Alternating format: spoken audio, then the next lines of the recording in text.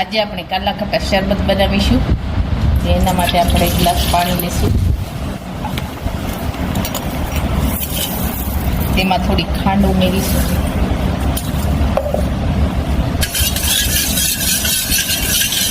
છાશ છે તેને ઓગાળી લઈશું.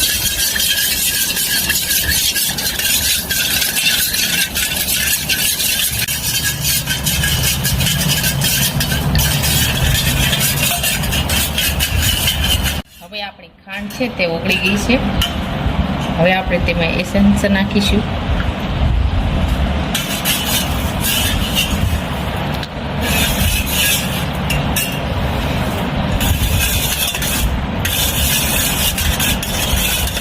હવે આપણે તેમાં બરફ ઉમેરીશું.